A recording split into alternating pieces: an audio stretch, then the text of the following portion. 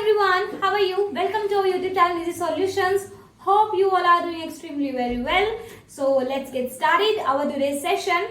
In today's session, we will going to discuss about one short revision of our environment. Our environment is very basic chapter of class 10th, which has almost 2 to 3 marks in your examination, but it's very important to read and learn. Because 3 number आप लोगों को carry करता है exam में. तो चलिए इस chapter को स्टार्ट करते हैं. एक ही वीडियो में कंप्लीट चैप्टर खत्म करेंगे. अगर आप एग्जाम से 1 या 2 दिन पहले इस वीडियो को देख रहे हो तो it will going to very helpful for you all. So चलिए स्टार्ट करते हैं हमारा आज का important session, our environment. So first of all, environment होता क्या है? The word environment means everything that is around us. जो भी हमारे आसपास है, हमारे आसपास का पूरा जो भी एनवायरमेंट है, मतलब उसी को हम एनवायरमेंट बोलते हैं. जो हमारे चारों तरफ का आवरण है उसी को हम पर्यावरण बोलते हैं. आप लोगों ने प्रीवियस क्लासेस में पढ़ा होगा कि एनवायरमेंट या पर्यावरण क्या होता है. जो भी हमारे चारों तरफ की चीजें हैं वो सब मिलकर के क्या बनाती है? एक एनवायरमेंट बनाती है. It may be defined as the whole complex of climatic, adiabatic, physiography and biotic factors that act upon an organism or an ecological community and ultimately determine its forms and survival. तो इस पूरी definition का मतलब आप लोगों को एक बार समझा देती हूँ कि एनवायरमेंट हमारे चारों तरफ जो क्लाइमेट है, जो एडियाफिक है, जो फिजियोग्राफिक है, जो बायोटिक फैक्टर है, जो भी एक ऑर्गेनिज्म के ऊपर अपना वर्क करते हैं और एक इकोलॉजिकल कम्युनिटी को डिटरमाइन करते हैं. लाइक जैसे कि आपको पता है, अगर तेज बारिश हो रही है तो बहुत ज्यादा बारिश हो रही है तो फसलें खराब हो जाएंगी. बहुत कम बारिश हो रही है तो फसलें खराब हो जाएंगी. पानी की कमी आ जाएगी. मतलब जो भी एनवायरनमेंट में हलचल है, जो भी क्लाइमेटिक चेंजेस आ रहे हैं, वो सब के सब किसी ना किसी तरीके से एक स्पेसिफिक ऑर्गेनिज्म को, एक स्पेसिफिक कम्युनिटी को, एक स्पेसिफिक प्लेस को क्या करते हैं? अफेक्ट करते हैं. अगर बहुत ज्यादा बारिश हो रही है तो बाढ़ आ जाएगी. बहुत कम बारिश हो रही है सूखा पड़ जाएगा. बहुत ज्यादा रेतीला एरिया है तो वहां पर गर्मी ज्यादा होगी. बहुत ही ज्यादा हरियाली है वो बहुत अच्छा होगा. वहां पर एनवायरनमेंट क्या होगा? इको फ्रेंडली होगा. तो उस तरीके से अगर हम बहुत ज्यादा पेड़ लगाएंगे तो वो हमारे एनवायरनमेंट को पॉजिटिवली इफेक्ट करेगा. क्यों कर रहा है वो पॉजिटिवली इफेक्ट? क्यों पेड़ पौधे हमारे एनवायरनमेंट पे असर डाल रहे हैं? क्योंकि ये सब चीजें मिलकर ही एनवायरनमेंट बनाती है और ये सभी चीजें अफेक्ट करती हैं किसके ऊपर? एनवायरनमेंट के ऊपर. तो यही इस कंप्लीट डेफिनेशन का मतलब है. So that is an environment. Next आता है कंपोनेंट ऑफ एनवायरनमेंट. एनवायरनमेंट के कौन कौन से कंपोनेंट है? The surface of earth consist of 3 elements, that is land, sea and air. You all know that कि हमारा जो अर्थ है वो 3 चीजें कंसिस्ट करता है, जहां पर क्या है? लैंड है, एयर है और सी है, मतलब वाटर है. On the basis of 3 elements, it is divided into lithosphere. Lithosphere अगर मैं बोल रही हूँ तो लिथोस्फीयर का मतलब क्या है? वो एनवायरनमेंट जो कि लैंड को रिप्रेजेंट कर रहा है, मतलब जो भी लैंड वाला एरिया है उसको हम क्या बोल रहे हैं? लिथोस्फीयर. पीडोस्फीयर क्या है? It is composed of disintegrating compounds of rock and stone forming soil. तो क्या है? जो भी रॉक के कंपाउंड्स हैं, ठीक है, वो सब क्या है? वो पेडोस्फीयर के अंदर आ रहे थे. जो पहाड़ वाला एरिया है ना, जो पहाड़ के पत्थर होते हैं, रॉक है जो, उन सबको हम क्या बोलते हैं? पेडोस्फीयर. हाइड्रोस्फीयर, नाम से पता चल रहा है, हाइड्रो यानी कि वाटर. एटमोस्फीयर जो हमारा एनवायरनमेंट, जो एयर की जो एक लेयर है अर्थ के ऊपर, उसको हम क्या बोल रहे हैं? एटमोस्फीयर बोल रहे हैं. The component of environment are independent and interact with each other. तो ये क्या है? ये वैसे तो इंडिपेंडेंट है, अलग अलग है, लेकिन एक दूसरे से इंटरेक्ट भी करते हैं. अगर बहुत ज्यादा पानी होगा तो धरती हरी भरी रहेगी. पानी कम हो जाएगा, धरती पे सूखा पड़ जाएगा. तो उस तरीके से एक दूसरे को अफेक्ट भी करते हैं, बट ये एक दूसरे से इंडिपेंडेंट भी है. इनकी अपनी अलग एक आइडेंटिटी भी है. So that is the main point in component of environments. The next thing is ecosystem. He defined it as the system resulting from the integrating of all living and non-living factors of the environment. तो ecosystem क्या है? एक बार इस चीज को थोड़ा सा समझिए. What is ecosystem? इकोसिस्टम जितनी भी हमारे एनवायरनमेंट के अंदर लिविंग थिंग्स हैं और जितनी भी नॉन लिविंग थिंग्स हैं, हम ऑर्गेनिज्म हैं, हम जीते जागते ऑर्गेनिज्म हैं, नॉन लिविंग चीजें होती हैं बहुत सारी.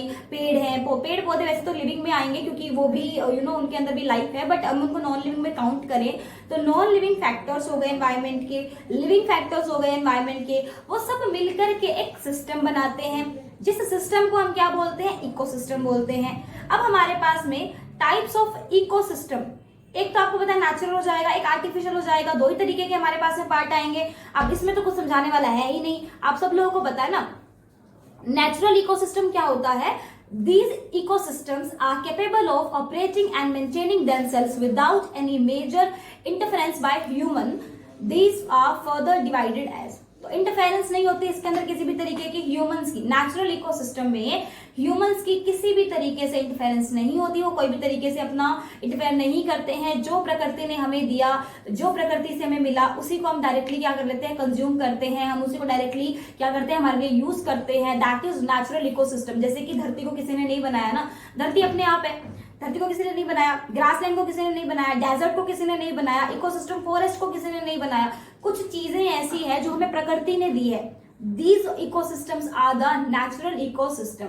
इसी के विपरीत अगर हम बात करते हैं आर्टिफिशियल इकोसिस्टम की, तो आर्टिफिशियल इकोसिस्टम क्या है? These are maintained and manipulated by human for different purposes.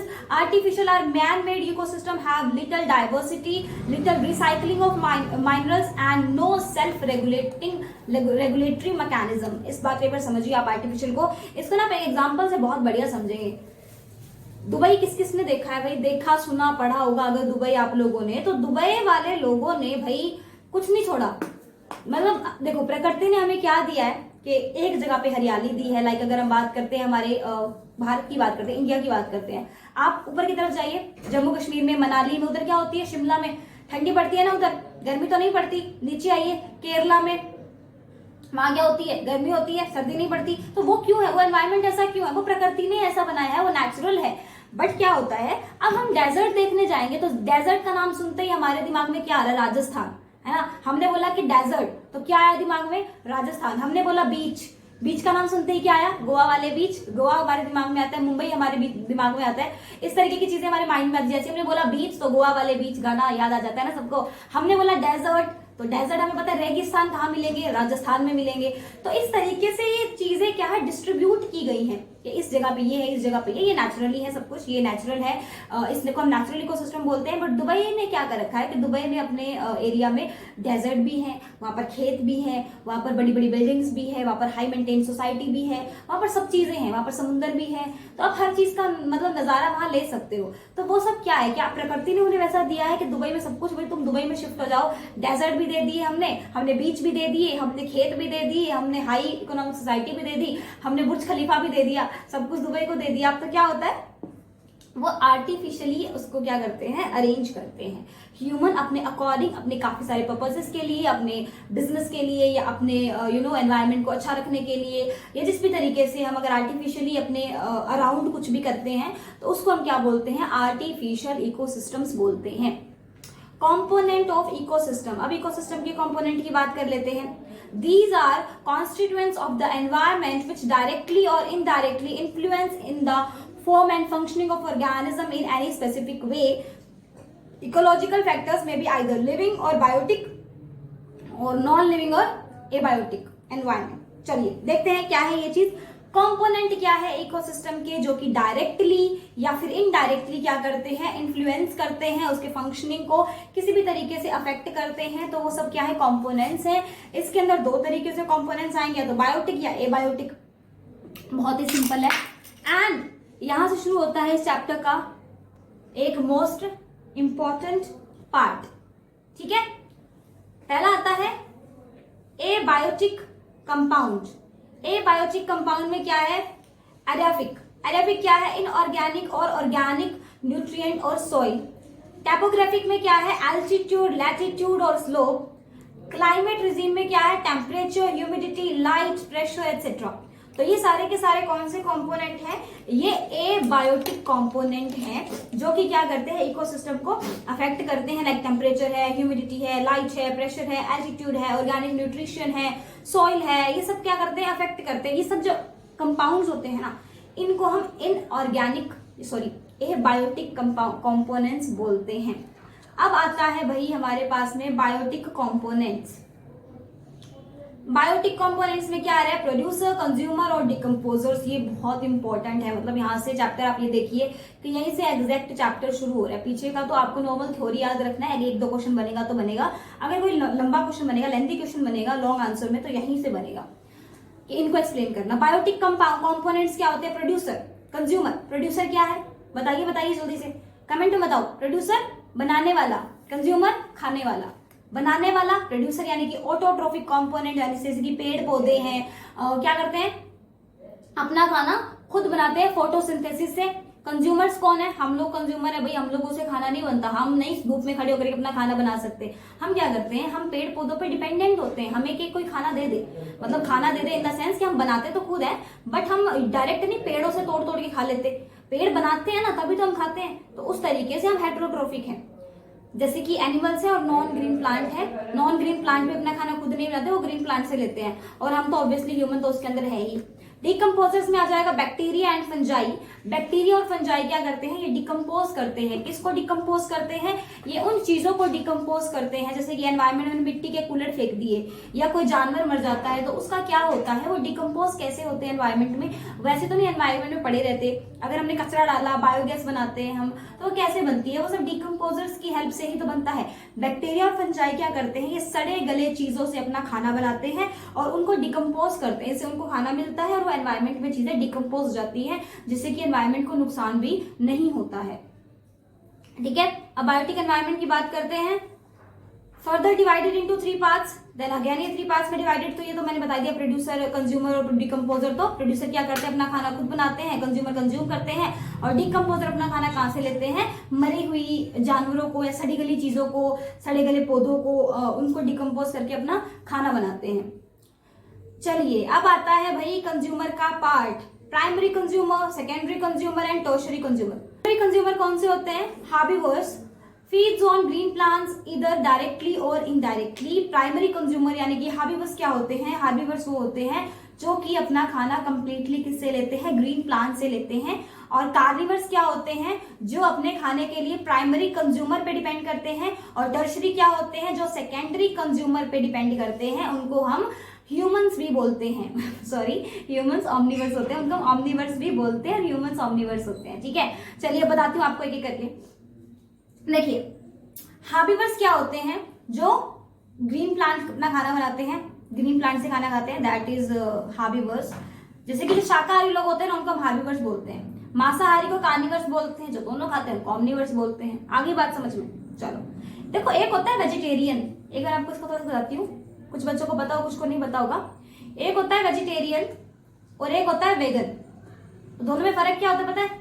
Vegetarian क्या होता है, जैसे कि हम लोग वेजिटेरियन है, हम लोग वेज खाते हैं, नॉन वेज नहीं खाते। मैं बिल्कुल भी नॉन वेज नहीं खाती, तो मैं वेजिटेरियन हूँ। अगर आप लोग नहीं खाते तो आप लोग वेजिटेरियन हो। जो मांस मच्छी नहीं खाते, अंडे मंडे नहीं खाते, वो तो वेजिटेरियन हो गए। वेगन क्या होता है, वेगन होता है जो कंप्लीटली किस पे डिपेंड करे, प्लांट बेस्ड फूड पे डिपेंड करे। विराट कोहली जो है वो कंप्लीटली वेगन है, वो सिर्फ प्लांट बेस्ड फूड का, दालें खा ली, प्रोटीन खा लिया, वो दूध नहीं पीते। दूध किससे मिल रहा है, गाय से, तो उसको नॉनवेज मानेंगे। तो वो होते हैं वेगन, जो गाय का दूध नहीं पीते, गाय से लस्सी मिलती है, वो नहीं, दही नहीं, घी नहीं, कुछ नहीं, वो होते हैं कंप्लीटली वेगन। जो किसी भी जानवर से मिलने वाला खाना खा ही नहीं रहे हैं, वो कंप्लीटली प्लांट बेस्ड फूड खा रहे हैं, उसको हम वेगन बोलते हैं। वेगन लोग एज कंपैरिजन टू वेजिटेरियन और as comparison to non vegetarian बहुत ही ज्यादा हेल्दी लोग होते हैं वेगन। ठीक है, अच्छा, वेजिटेरियन और नॉन वेजिटेरियन में अगर बहुत सारे लोग, पता है एक ना मिथ होता है बहुत ज्यादा कि जो वेज लोग होते हैं ना वो कम हेल्दी होते हैं, और जो नॉन वेजिटेरियन लोग होते हैं ना, जो नॉन वेज खाते हैं, वो ज्यादा हेल्दी होते हैं एज कंपैरिजन टू वेजिटेरियन लोग। क्या ऐसा है सच में? तो ऐसा नहीं होता है, ये बहुत बड़ा एक मिथ है कि नॉन वेजिटेरियन जो लोग हैं वो हेल्दी होंगे और वेजिटेरियन लोग हेल्दी नहीं होंगे। वेजिटेरियन लोग भी बहुत ज्यादा हेल्दी होते हैं, लेकिन ये एक बहुत बड़ा बस मिथ ही है लोगों के मन में कि वेजिटेरियन लोग ज्यादा हेल्दी होते हैं as comparison to non vegetarian. क्योंकि नॉन वेजिटेरियन जो लोग हैं वो एक जानवर को खा रहे हैं, नेवर नो कि उसके अंदर क्या डिजीज है, उस तरीके से मतलब हेल्दी नहीं होता। आई थिंक मेरा थॉट तो यही है कि नहीं होता, लेकिन अगर साइंटिफिकली भी हम बात करें तो वेगन लोग जो है वो ज्यादा हेल्दी पाए जाते हैं एज कंपैरिजन टू वेजिटेरियन और नॉन वेजिटेरियन। आप लोगों की इसके बारे में क्या राय है, मुझे कमेंट सेक्शन में बताना। आप लोग के वेजिटेरियन लोग ज्यादा हेल्दी होते हैं या नॉन वेजिटेरियन लोग ज्यादा हेल्दी होते हैं? वेगन तो सबसे हेल्दी है, ये तो मैंने बता ही दिया। इन दोनों में आप लोग कंपेयर करके मुझे कमेंट सेक्शन में बताइए कि कौन सा ज्यादा हेल्दी पर्सन होगा, वेजिटेरियन और नॉन वेजिटेरियन। लेट्स सी आप लोगों की इसके बारे में क्या राय है। चलिए आगे बढ़ते हैं। अब आता है हमारे पास में हमारा नेक्स्ट टॉपिक, फूड चेन और फूड वेब। तो फूड चेन क्या होता है, फूड वेब क्या होता है? देखिए, फूड चेन क्या होती है, जहां से हमारे पास में एक सिंगल पाथ है एनर्जी को ट्रांसफर करने का, आगे ट्रांसफर करने का एक सिंगल पाथ है हमारे पास में, उसको हम क्या बोलेंगे, उसको हम फूड चैन बोलेंगे। लेकिन अगर हमारे पास में बहुत सारे पॉसिबल वेज है एनर्जी को ट्रांसफर करने के, तो उसको हम फूड वेब बोलेंगे। समझिए इस चीज को। जैसे कि ये मेरे पास है प्राइमरी प्रोड्यूसर, ये प्राइमरी कंज्यूमर, ये सेकेंडरी, टर्शरी, क्वार्टरी, अरे आगे आगे बढ़ते जाएंगे, ठीक है। जैसे कि ये प्लांट है, इस प्लांट ने अपनी एनर्जी किससे ली, सन से ली। तो सन तो क्या हो गया, इसको बोलते हैं हम सोर्स, ये हो गया सोर्स। ये सन से एनर्जी लेता है, ठीक है, अपना खाना बनाते हैं। फिर प्लांट को कौन खाते हैं, हार्बिवर्स खाते हैं। हार्बिवर्स को कौन खाता है, कार्निवर्स खाते हैं। फिर कार्निवर को अगेन खाते जाते हैं, खाते जाते हैं। जैसे कि पौधे ने सूरज से लेकर अपना खाना बनाया सनलाइट से, इसको खा लिया किसी ने, देन इसको किसी ने खा लिया, फिर इसको किसी ने खा लिया, फिर इसको किसी ने खा लिया, खाते रहते हैं। अब एक चीज आप यहां से समझो, एक चीज समझना आप यहां से देखो, यहां पे सन था मेरे पास में सोर्स ऑफ एनर्जी का, इसने कितनी परसेंट एनर्जी इसको दी होगी, अंदाजा लगाइए कितने परसेंट दी होगी। कई लोगों को लगता है कि 100% एनर्जी देता है, कई कहते हैं 10% देता है, नहीं, ये सिर्फ यहां से कितनी परसेंट एनर्जी लेता है, 1% एनर्जी लेता है। ये एग्जाम में बहुत ज्यादा बार पूछा गया क्वेश्चन है, बहुत ही ज्यादा पूछा जाता है, ये बहुत रिपीटेड क्वेश्चन है कि प्लांट जो है वो फर्स्ट स्टेप में कितना परसेंट एनर्जी कंज्यूम करते हैं सन से। मोस्टली लोगों को लगता है 100% होगा इसका आंसर, बट नहीं, इसका आंसर होता है 1%। ओनली 1% एनर्जी प्लांट्स लेते हैं जब भी वो अपना खाना बनाते हैं। इसके बाद ये हार्बिवर्स इसको खाएंगे, तो सोचिए, मान लीजिए इसके पास में एनर्जी कितनी है, 100% एनर्जी है इसकी, ठीक है। तो जब ये इसको खा रहा है, इसको खा रहा है, तो ये अपनी एनर्जी वेस्ट नहीं कर रहा क्या, मतलब खा रहा है तो एनर्जी तो लग रही है ना इसकी, ये पौधे को खाएगा तो इसको मिली कितनी, क्या इसको 100% मिली, नहीं। लेट्स से इसने 10% अपनी एनर्जी लूज कर दी, इसको कितनी मिल गई, 90% मिल गई। अब इसके पास 90% एनर्जी है, अब ये इसको खाएगा तो लेट्स से इसने फिर से 10% लूज कर दी इसको खाने के लिए, इसको कितनी मिली 80, इसने फिर कर दी, इसको कितनी मिली 70, इसको कितनी मिली 60, क्योंकि एनर्जी तो लूज करेगा ना ये, इसके पास में जितनी होगी वो 10% तक तो वो एटलीस्ट लूज करेगा जब भी वो क्या करेगा, इसको कंज्यूम करता है। तो इसको कितने परसेंट एनर्जी मिली, अब 60%। अब मान लीजिए यही इस सीधा प्लांट को खाता तो इसको कितनी मिलती, एटलीस्ट 90% तो मिलती, बट यहाँ पे कितनी मिली है 60%। थोड़ा सा रिलेट करो चीजों को। अब आप लोग कमेंट में बताइए कि नॉन वेजिटेरियन लोग ज्यादा हेल्दी होंगे या वेजिटेरियन, यहीं से आप लोगों को पूरी कहानी समझ में आ जाएगी, ठीक है। पूरी कहानी समझ में आ गई यहीं से कि इसके पास में अगर 100% एनर्जी थी तो इसने लूज भी तो की है ना एनर्जी इसको खाने के लिए।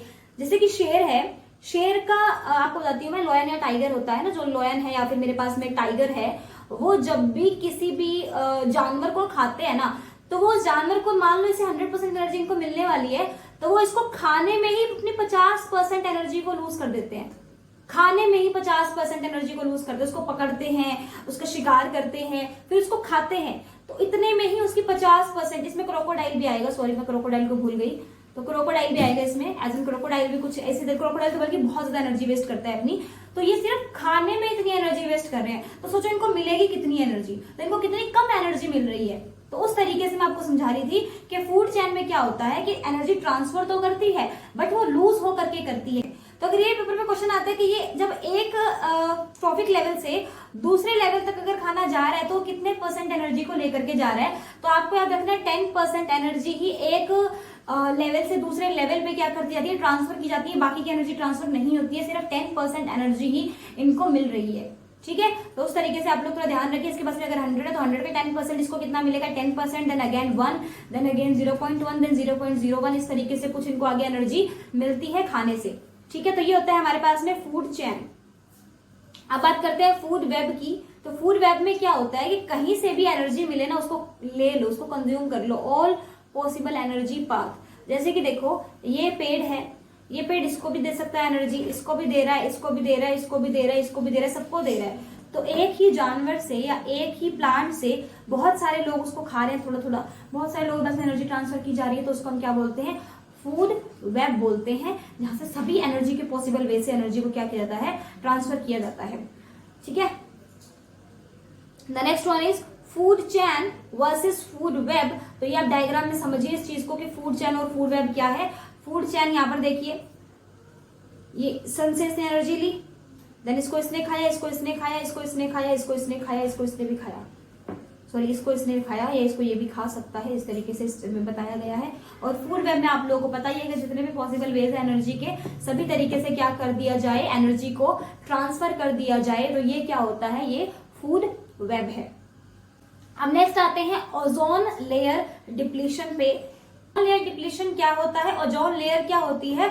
ओजोन लेयर आप सबको पता है एक लेयर होती है जो कि सन से आने वाली यूवी रेज को हमारे तक पहुंचने नहीं देती है, वो उसमें हमारी हेल्प करती है उसको प्रोटेक्ट करने में। Ozone layer is a try atomic gas layer, जो कि फॉर्मूला इसका क्या है, O3 है, कि ट्राई एटॉमिक गैस है। तो ट्राई एटॉमिक गैस की लेयर है जो कि 17 to 26 kilometre above the earth surface in the stratosphere. तो ये भी याद रखना है कि आपको कौन से एनवायरमेंट की लेयर में ओजोन लेयर पाई जाती है, तो सबको पता ही होता है स्ट्रेटोस्फीयर में पाई जाती है। तो it absorb about 99% of the harmful incoming ultraviolet radiation from the sun and prevents them from reaching the earth surface. Ozone gas is continuously being formed and degraded by the action of UV rays in the stratosphere. तो क्या होता है, अगर सारी की सारी UV rays हमारे तक पहुंचने लगे, अगर ओजोन लेयर ना हो, तो हमारे एनवायरनमेंट को क्या हो सकता है, कि एनवायरनमेंट खराब होगा या ऑर्गेनिज्म खराब होंगे या क्या होगा। तो मैं आपको बता देती हूँ, अगर ओजोन लेयर ना हो तो जो स्किन कैंसर की जो बीमारी है, जो बहुत रेयर पाई जाती है, अभी रेयर तो नहीं बोल सकते लेकिन इतना भी कॉमन नहीं है, लेकिन वो बहुत ज्यादा कॉमन हो जाएगी। हर किसी दूसरे बंदे को क्या हो जाएगा, स्किन कैंसर की बीमारी देखने को मिलेगी अगर ओजोन लेयर ना हो तो। क्योंकि सनलाइट हमें विटामिन डी देती है, वो हमारे लिए यूजफुल तो है, हमें चाहिए, बट हमें एक्सेस में नहीं चाहिए। एक्सेस अमाउंट में जब हमारे पास में यूवी रेज आती है तो वो हमारी स्किन को डैमेज करती है और उसे स्किन कैंसर का खतरा होने के चांसेस होते हैं। अच्छा, एक आपको स्किन कैंसर से मैं एक और पॉइंट बताती हूँ। हमारी बॉडी में कंपाउंड होता है मेलानिन, एक पिगमेंट होता है जो कि हमारे स्किन कलर को डिफाइन करता है। आपको पता है कि जिसके अंदर मेलानिन की अमाउंट कम है उसका जो कलर है वो फेयर होगा, ज्यादा है तो कलर थोड़ा डार्क होगा। तो जो डार्क कलर के लोग होते हैं, जैसे कि जो वेस्ट इंडीज लोग होते हैं जिनका कलर स्किन टोन थोड़ा सा डार्कर होता है एज कंपेरिजन टू बाकी लोगों के, जैसे कि अगर हम हमारी स्किन टोन की बात करें, इंडियंस की स्किन टोन नॉर्मल होती है, ना डार्कन में आती है ना लाइटनिंग में आती है। अगर हम फॉरेनर्स की बात करते हैं, ब्रिटिशर्स की बात करते हैं, तो ब्रिटिशर्स का जो स्किन टोन है वो बहुत ज्यादा लाइट होता है। वेस्ट इंडीज की बात करें तो उनका स्किन टोन काफी ज्यादा डार्क होता है, तो मिलानिन की वजह से होता है। अच्छा, जिसके अंदर मिलानिन की अमाउंट ज्यादा होती है, जिसका कलर थोड़ा सा डार्क होता है ना, जो पिगमेंट है, अगर जिसका कलर स्किन कलर डार्कर है, जैसे कि वेस्ट इंडीज है, उनको स्किन कैंसर का खतरा बहुत ही ज्यादा कम होता है, क्योंकि उनका जो बॉडी है वो इस तरीके से रेडी है कि वो उसको डिफेंड कर सकते हैं अपने आप को। तो उनको स्किन कैंसर का या किसी बीमारियों का खतरा बहुत कम होता है। उनके कंपैरिजन में अगर हम बात करें ब्रिटिशर्स की, जिनका स्किन टोन बहुत ज्यादा लाइट होता है, उनको इन चीजों का खतरा थोड़ा सा ज्यादा होता है। बता रही थी कि मिलानिन हमारी बॉडी को किस तरीके से डिफेंड भी करता है। Ozone layer found in stratosphere protects the earth from harmful UV rays, hence it is also known as good ozone। इसको हम good ozone भी बोलते हैं। apart from stratosphere, ozone is found in lower atmosphere। this ozone is harmful for the food, plant and animals। it is also known as bad ozone। Depson unit is a measurement of column ozone layer level the ozone between the earth surface and outer space. तो देखिए आप, ozone layer हमारे पास में दो तरीके की है, good ozone और बैड ओजोन। जो ऊपर की तरफ है स्ट्रेटोस्फीयर में वो गुड ओजोन है, जो नीचे की तरफ है वो प्लांट्स और एनिमल्स के लिए क्या है, बैड ओजोन है, तो अच्छी नहीं है। नेक्स्ट है mechanism of ozone depletion. Ozone का डिप्लीशन किस तरीके से हो रहा है, तो मैं आपको थोड़ा सा ये पूरा पढ़ के नहीं बताती हूँ, मैं आप लोगों को वैसे समझाती हूँ कि फिर आपको समझ में नहीं आएगा, या आप पढ़ लेना बाद में। तो क्या होता है, ओजोन का डिप्लीशन का जो मेन रीजन होता है वो होता है क्लोरोफ्लोरोकार्बन। ठीक है, क्लोरोफ्लोरोकार्बन एक मेन कंपोनेंट है ओजोन लेयर के डिप्लीशन को लेकर के। तो क्लोरोफ्लोरोकार्बन जो है वो मैक्सिमम कहाँ से निकलती है, क्लोरोफ्लोरोकार्बन अगर हम फ्रिज की बात करें तो फ्रिज में कौन सी गैस होती है, क्लोरोफ्लोरोकार्बन होती है। एसी की बात करें, क्लोरोफ्लोरोकार्बन होती है। तो जो ऐसे हमारे पास में जो गैजेट्स है ना, कूलिंग गैजेट्स, तो वो क्लोरोफ्लोरो गैस को ही रिलीज करते हैं, जो कि एनवायरनमेंट के लिए बहुत बैड है। इसीलिए पहले के टाइम में जो लोग होते थे ना वो हेल्दी रहते थे, आज के टाइम में लोग इतने हेल्दी नहीं होते, क्योंकि हम फ्रिज में रखा हुआ खाना मोस्टली प्रेफर करते हैं। गर्मी आ गई है, सब लोग फ्रिज का पानी पीते हैं, फ्रिज में खाना रख देते हैं, 2-2 दिन तक वो खाना चलता रहता है। तो उसमें क्लोरोफ्लोरो जो कार्बन है ना, वो क्या करती है, वो उसको खाने को सड़ने नहीं देती। सड़ता तो नहीं है वो खाना, उसके अंदर कुछ बैक्टीरियाज बिल्डअप करती है जिसकी वजह से वो खाना सड़ता नहीं है, बट वो जो बैक्टीरिया बिल्डअप क्लोरोफ्लोरोकार्बन गैस कर रही है वो भी हमारी बॉडी को हेल्दी नहीं रखते हैं, वो इनटेक करना भी हमारी बॉडी के लिए हेल्दी नहीं है। अगर हम खाने को एक दिन क्या एक टाइम भी अगर हम रखते हैं, जैसे दिन को बना करके हमने आटा फ्रिज में रख दिया, सब्जी फ्रिज में रख दी, इसको रात को भी खाओ, उसका टेस्ट आपको सेम मिलेगा ही नहीं। क्यों नहीं मिलता? क्योंकि उसके अंदर बैक्टीरिया बैठ चुके हैं। तो ये एक बहुत बड़ा रीजन है ओजोन डिप्लीशन का। ठीक है, chlorine react with ozone in chemical method converting into oxygen. One active chlorine can destroy 5,000 molecules of ozone in 1 month and about 1 lakh ozone molecules during its stay in stratosphere. तो कितना ज्यादा हानिकारक है chlorine का हमारे environment में रहना, ये आप यहाँ से देख सकते हो। नेक्स्ट है harmful effects of ozone layer depletion. अगर ओजोन लेयर डिप्लीशन हो रहा है तो उसके ऑब्वियसली कुछ हार्मफुल इफेक्ट होंगे। अब क्या क्या इफेक्ट है देखिए। Depletion of ozone layer has some direct as well as indirect harmful effects. Some of them are given below. तो देखिए, rain failure due to depletion of ozone layer in stratosphere, the temperature of earth increases and causing failure of rainfall.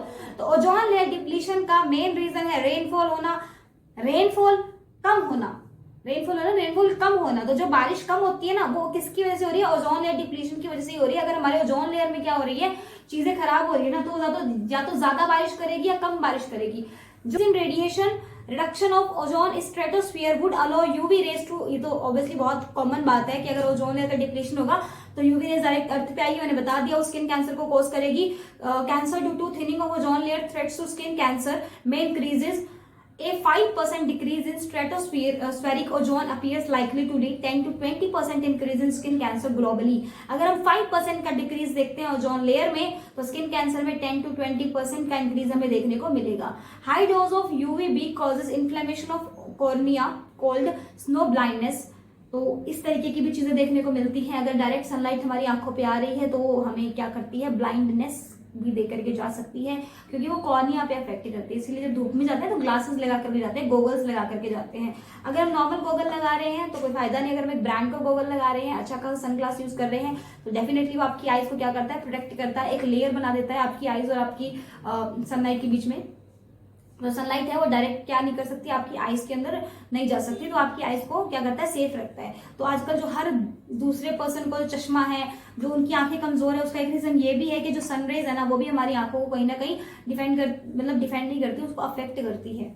तो sunglasses obviously हम defend के लिए use ले सकते हैं, इसीलिए लोग सनग्लासेस लगा करके छतरी लेकर के धूप में निकलते हैं, क्योंकि जो यूवी रेज है वो वाकई में हमारी स्किन के लिए बहुत ज्यादा हार्मफुल है।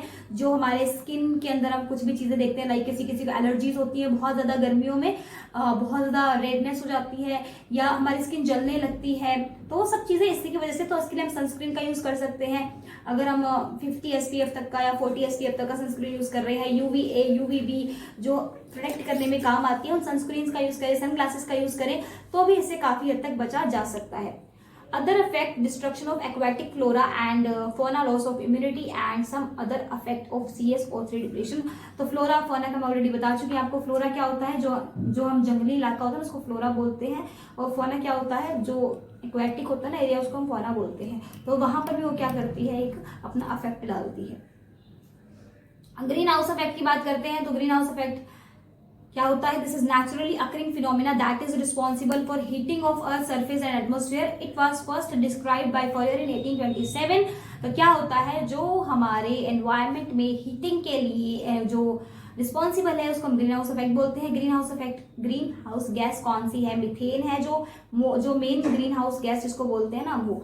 Without green house effect the average temperature at surface of earth have been be chilly -18 degree rather than the present average of 15 degree Celsius. तो क्या हो जाएगा, हमारा टेम्परेचर -18 डिग्री चला जाएगा अगर ग्रीन हाउस इफेक्ट ना हो तो जो भी हमारे एनवायरमेंट में हीटिंग इफेक्ट है वो ग्रीन हाउस इफेक्ट की वजह से ही होता है।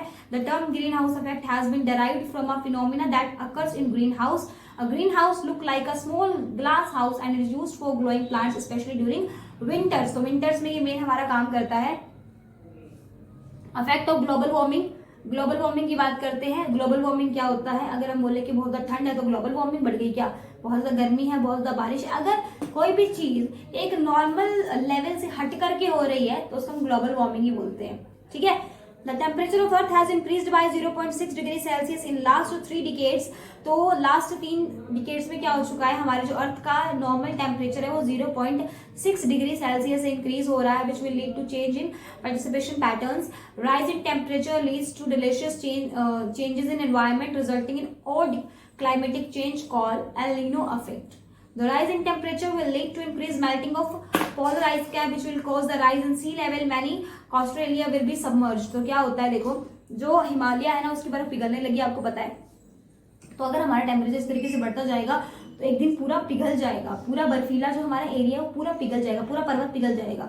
तो ये ग्लोबल वार्मिंग की एक वार्निंग आती है ना कि ग्लोबल वार्मिंग है, कि एक मतलब एनवायरनमेंट का अगर हमें टेम्परेचर नॉर्मल रखना है, ग्लोबल वार्मिंग को कम करना है, तो ऑब्वियसली हमें क्या करना है भाई, पेड़ पौधे ज्यादा से ज्यादा लगाने, क्योंकि पेड़ पौधे एनवायरनमेंट को क्या करते हैं, प्रोटेक्ट करके रखते हैं। वो बारिश करने का सबसे मेन हमारे पास में तरीका ये है कि हम ज्यादा से ज्यादा पेड़ लगाएं, पोल्यूशन कम करें, नॉइज पोल्यूशन, एयर पोल्यूशन, जो कि इतना ज्यादा पॉसिबल तो नहीं है एकदम से। अगर हम बात करें कोरोना टाइम की, तो जब बिल्कुल भी गाड़ियां नहीं चल रही थी तो काफी ज्यादा क्या था, एक नॉर्मल हमारा जो ग्लोबल वार्मिंग थी काफी कम हो गई थी, हमारा टेम्परेचर काफी नॉर्मल हो गया था, पोल्यूशन काफी कम हो गया था।